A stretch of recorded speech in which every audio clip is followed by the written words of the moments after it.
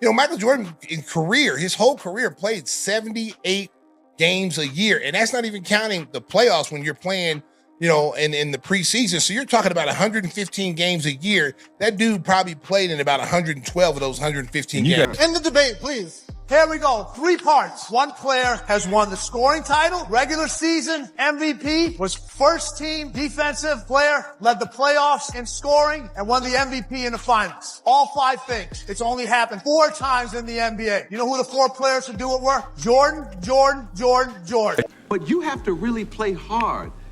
Does that hurt you physically? No, because when I play hard all the time. You know, there's no turn it on here, turn it off here. It's just 110% at all times. Stacey King knows something the average person arguing online will never truly get, because he actually lived it right next to real championship greatness every single day. He saw what it looks like when a player isn't just talented, but built different at the highest level. King wasn't sitting at home watching Jordan clips on repeat or breaking down numbers on his couch like the internet does. He was on the court, in the pressure, stacking 3 straight NBA titles, standing shoulder to shoulder with one of the most dominant forces the game has ever seen. He saw the practices nobody recorded, the grind nobody posted, the intensity cameras never caught. He saw a mentality so sharp and so ruthless that you could feel it the second MJ walked on the floor. And after living through both eras and watching them unfold with his own eyes, King is done with the endless back and forth and ready to shut the whole debate down with straight up facts that hit harder than any opinion ever could. Here's what King said, resist, and it has everybody online losing their minds. In 22 full seasons, LeBron James has achieved what Michael Jordan accomplished in just 13 years of active play. King said that with his chest, and it stopped the whole conversation cold. Michael never set out games. If Michael set out a game, he made sure he played at least 25 minutes so you saw him play. Whether it be preseason, he didn't miss any regular season games. But during preseason where most stars sit out, he played. So I'm not coming from a biased position where I'm just like, oh, that was my era, so I'm being biased. No, my eyes don't lie. I know what I've seen. And as great as LeBron is, and he's fantastic, but he ain't fucking with MJ. Just based off the eye test and the skill level and some of the stats and the heart, nah, yo, no. I saw MJ play from his prime to his retirement. I saw Kobe play from his prime to his retirement. I've seen LeBron from his prime to his eventual retirement. How this young generation is so dismissive of this stat when they go, well, LeBron James has been to the finals this many, and he won this many times, but he's been this many times. Think about that for a second, because that gap is huge. This isn't some tiny difference or a random stat.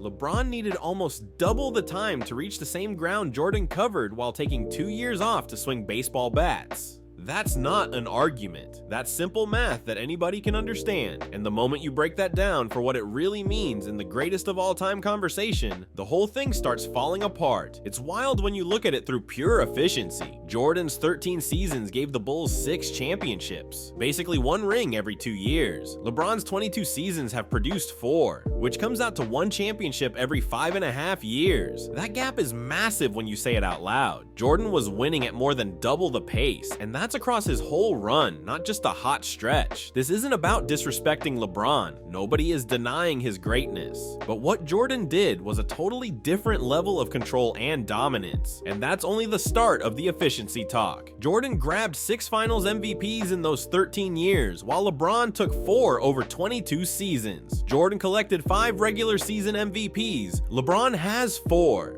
Jordan led the league in scoring 10 different times. LeBron did it once in over 2 decades. Jordan made the all-defensive first team 9 times. LeBron did it 6. Every major accomplishment you can think of, Jordan reached more of them in fewer years, which is exactly what peak dominance looks like when it's real and not just argued. But King also saw something else up close that people today don't value anymore: Jordan's commitment to actually showing up. We live in a time where stars rest just because the schedule is long, where load management is normal, and players pick which games matter enough to suit up for. Jordan wasn't built like that at all. King talks about how MJ played around 78 games almost every season. That's nearly the full schedule. He played through small injuries. He suited up for preseason games while other stars chilled on the sidelines. Jordan treated every game like it was part of the mission, because to him it was. We come to practice, he's on one leg. Like he was hurt the second year, he was on one leg the whole year and played 82 games. Wow. And so he practiced every day and he played every game on one leg. And so he's like, man, MJ, why don't you just sit up? How can I be the leader of the team and sit out and y'all going through all the credit? I gotta be there. But you have to really play hard. Does that hurt you physically?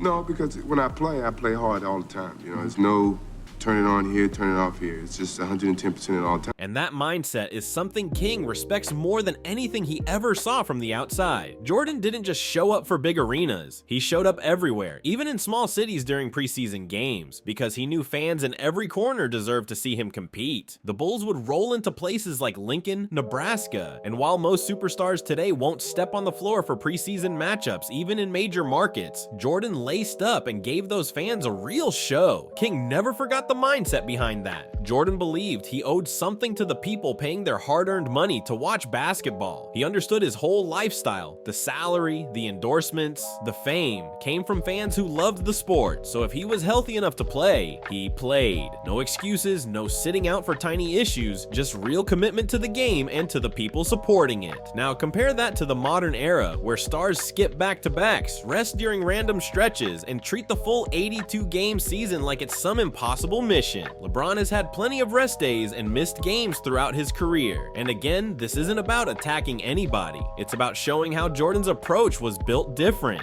Jordan's availability was part of his greatness. You knew without a doubt that MJ would be on that court unless something seriously stopped him.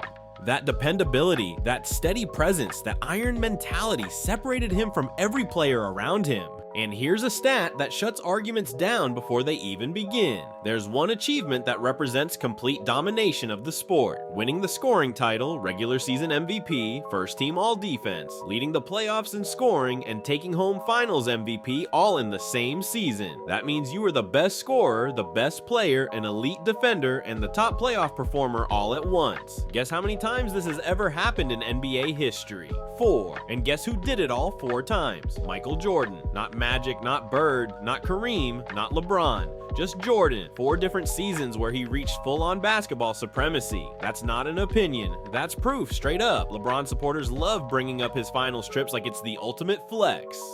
They'll point out he's been to 10 finals while Jordan only reached 6, but here's what they leave out. Jordan won every finals he entered. 6 appearances, 6 wins, 6 finals MVPs. Perfect, untouched, clean.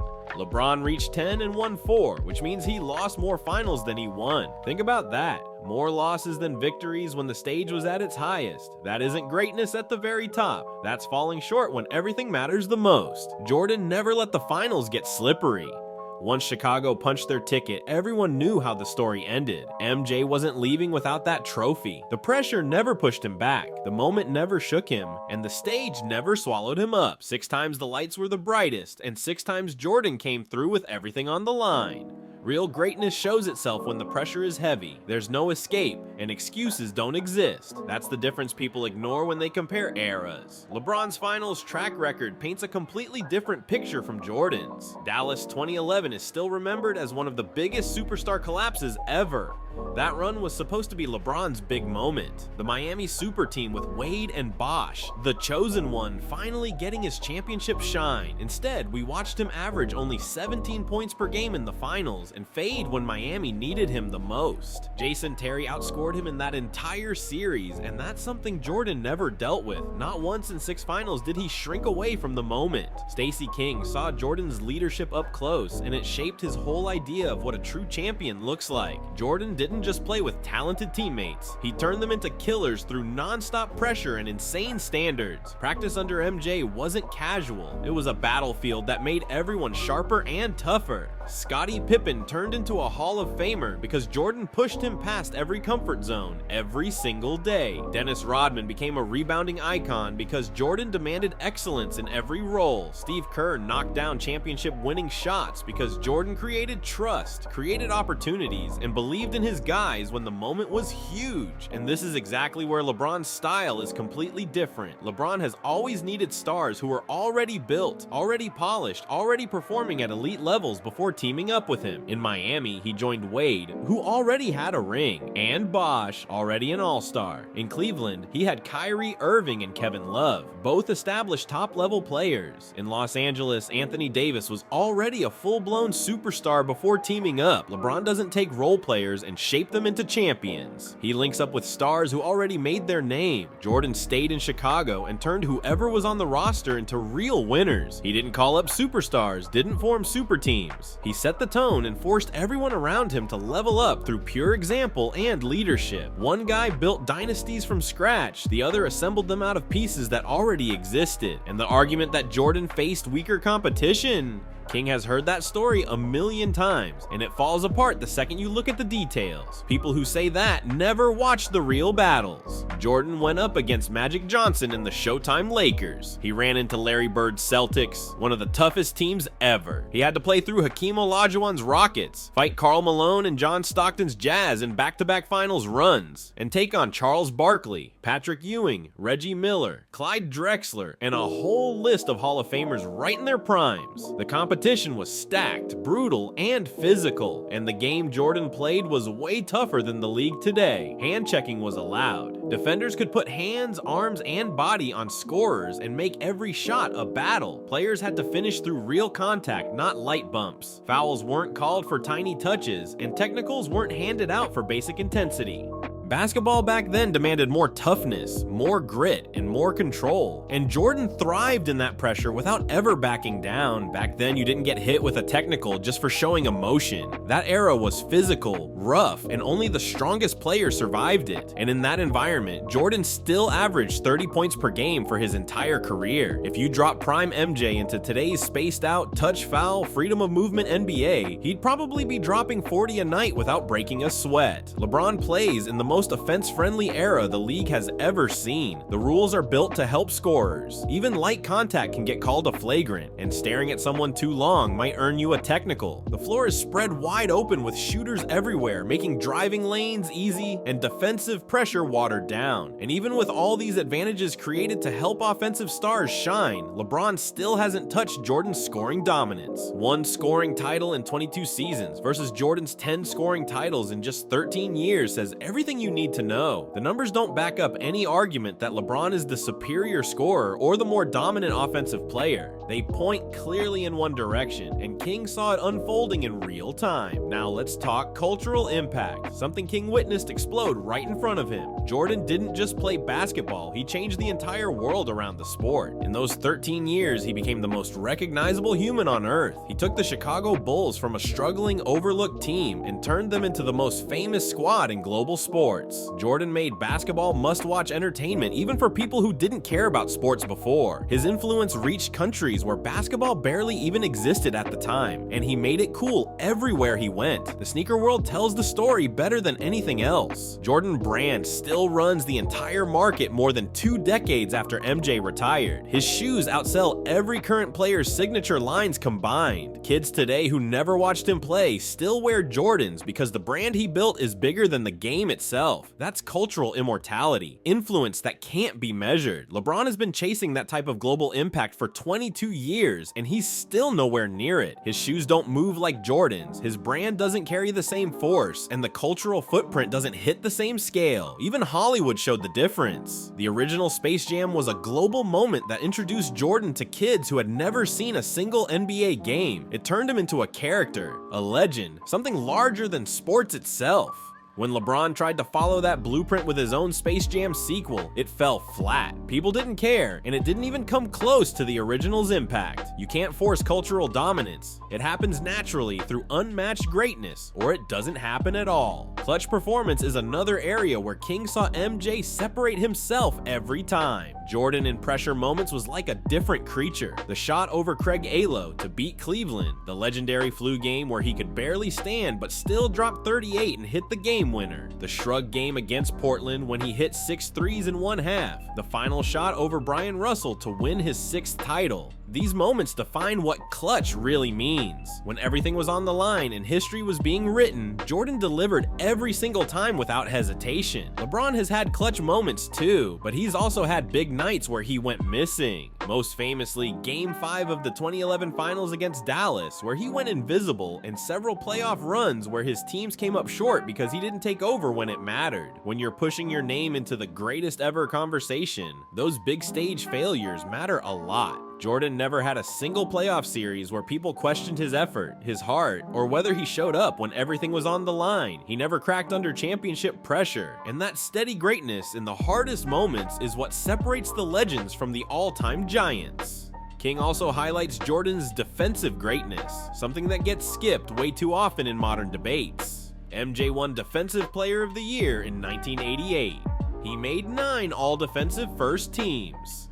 He led the league in steals 3 different seasons. Jordan was a real two-way problem. He could guard the other team's best scorer and still be the most dangerous offensive player in the league at the same time. That's complete basketball control. LeBron has never won Defensive Player of the Year. He's never led the league in steals, and in his later seasons, his defensive reputation took hits because people felt he didn't give full effort all the time. That's a big difference when you're comparing 2 players who are supposed to be neck and neck. And then there's the mental game, something King witnessed day after day and knows fans never talk about enough. Jordan's psychological edge was championship level all by itself. The trash talk, the battles in practice, the way he turned any insult into fuel. Someone said he couldn't shoot threes, so he came out and knocked down 6 in the first half of the finals. Someone questioned his leadership, so he won 6 championships as the clear alpha. Jordan turned every little thing into motivation for domination, and his mind was just as dangerous as his physical ability. LeBron's mental approach is different. When things go sideways, he drops cryptic posts on social media. He points at coaches or teammates. He looks for new situations that give him better odds to win instead of tearing down the wall in front of him. He's switched teams multiple times, searching for the perfect setup, the perfect pieces, the perfect roster to help him chase another title. That's not the mentality of someone who bends the league to his will. That's adapting and hoping the new environment fits. Jordan never jumped teams to find an easier road. He stayed in Chicago and turned that franchise into a dynasty from the ground up. That commitment is part of what made his greatness hit different. And here's what Stacey King really wants people to understand. Greatness isn't about how long you last. It's about how completely you dominated when you were at your best. Jordan reached a level of control over the entire league that LeBron has been chasing for 22 years. 6 championships and 8 finals trips with 2 years of baseball in between. 5 regular season MVPs, 10 scoring titles, a perfect finals record, 9 all-defensive first-team selections,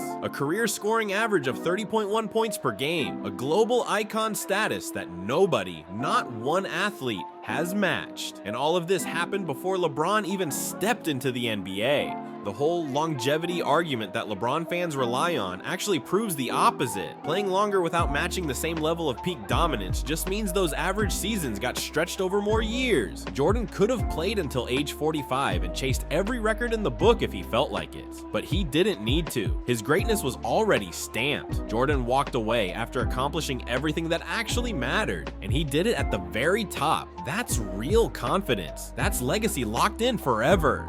Meanwhile, LeBron is still hooping at 40, trying to stack more moments onto his resume, because deep down, everyone knows his peak wasn't strong enough to stand alone without extra padding. When we talk about greatness, quality beats quantity every time. Jordan's 13-year peak gave the league more championships, more MVPs, more scoring titles, and more pure domination than LeBron's 22 seasons combined. That's not a hot take. That's measurable, plain fact. The numbers don't support any idea that longevity can replace true peak dominance.